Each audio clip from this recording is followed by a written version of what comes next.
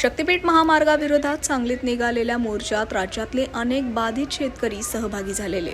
शेतकऱ्यांसोबतच महाविकास आघाडीतले नेते आणि आमदारही यावेळी रस्त्यावर उतरलेले दिसले। काँग्रेस नेते सतेज पाटील, शरद पवारांच्या राष्ट्रवादीचे आमदार जयंत पाटील, खासदार विशाल पाटील आणि माजी खासदार राजू शेट्टी या सर्वांनी मिळून महायुती सरकार विरोधात शेतकऱ्यांना पाठिंबा दर्शवलाय।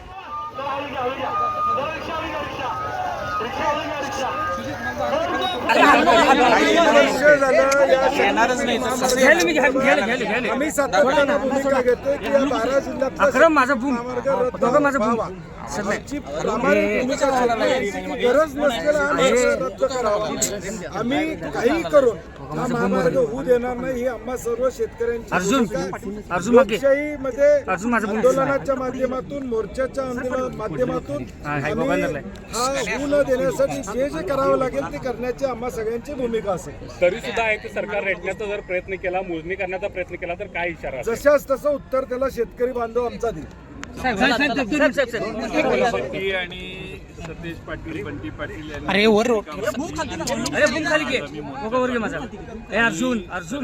याकडे लक्ष द्यावं।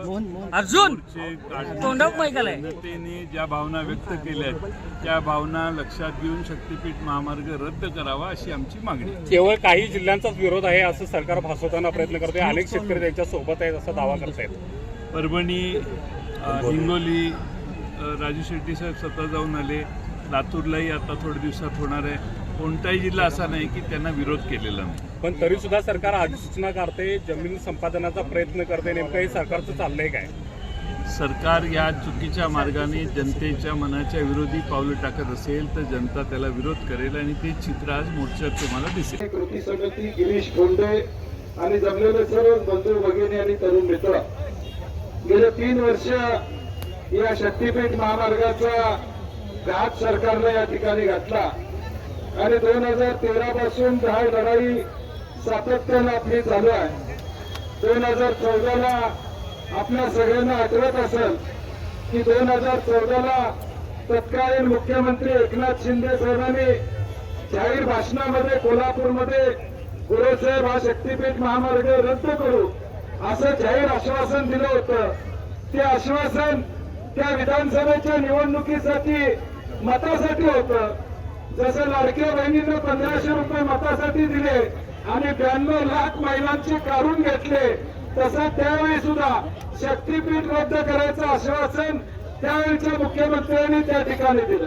आम्हाला वाटलं आता रद्द झाला, विधानसभेचे निकाल लागले आणि पुन्हा शक्तीपीठ महामार्ग आता पुन्हा नव्या रेखांकनाने आता चालू झालेला आम्हाला या ठिकाणी दिसतो। आमची भूमिका हीच आहे की रत्नागिरी नागपूर हा रस्ता ऑलरेडी आहे, त्या रस्त्याला माणसं जायला नाहीत, जनावरं जातात एवढा रस्ता रिकामा आहे आणि असा रस्ता असताना या नवीन रस्ता करायची आवश्यकता असं आमचं मत आहे, गरज नाही असं आमचं मत आहे।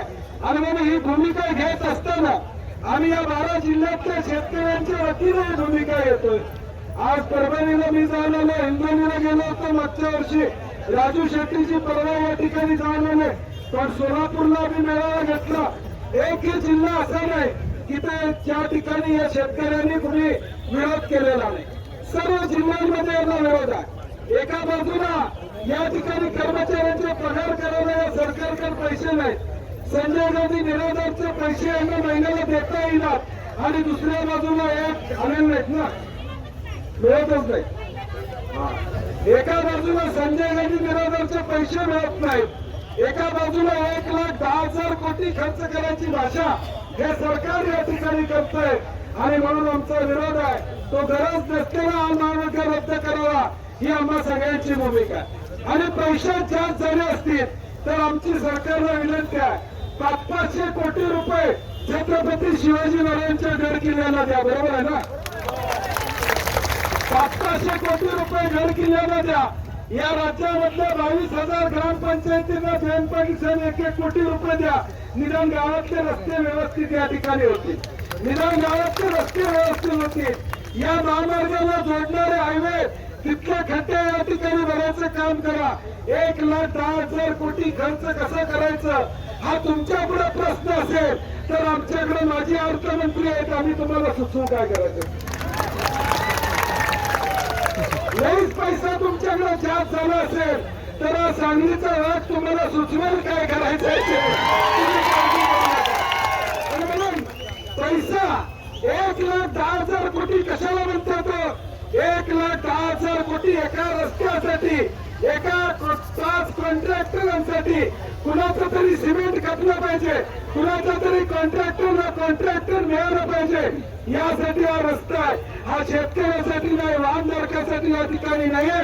आणि म्हणून आमचा विरोध, प्रामाणिक विरोध शेतकऱ्यांचा या ठिकाणी आहे.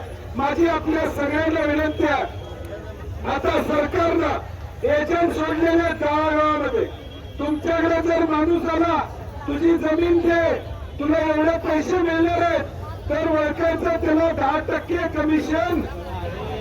किती टक्के? 10% त्याला मिळणार आहे.